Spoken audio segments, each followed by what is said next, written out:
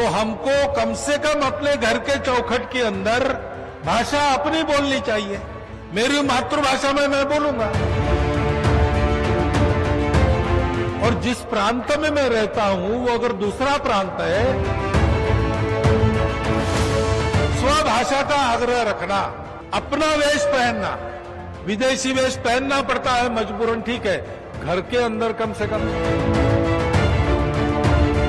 भारत के लोग हैं,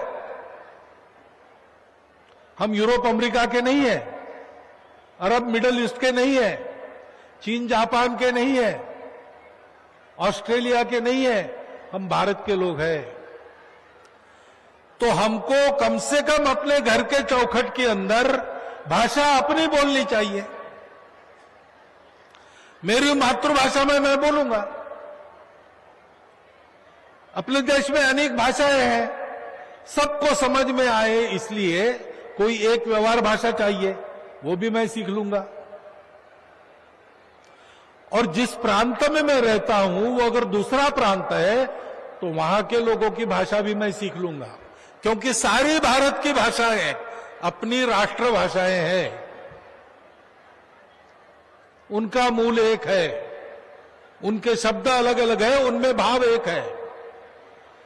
स्वभाषा का आग्रह रखना, अपना वेश पहनना, विदेशी वेश पहनना पड़ता है मजबूरन, ठीक है, घर के अंदर कम से कम। कोई पर्व त्योहार घर में है और नई पीढ़ी के लोग धोती बांध नहीं सकते, ये ठीक है क्या?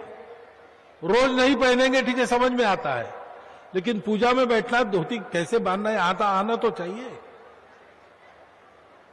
भाषा, भूषा, भजन, भवन, भ्रमण और भोजन, ये 6 बातें हैं, वो अपने घर के अंदर अपनी होनी चाहिए।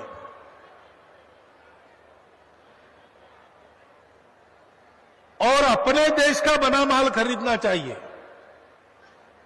एक तो स्वावलंबन की बात है, तो जो घर में हो सकता है बाहर से नहीं लाना।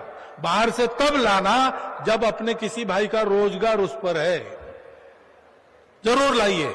अपने यहां पहले तो ऐसा होता था, संक्रांति के बाद भोगी होती थी,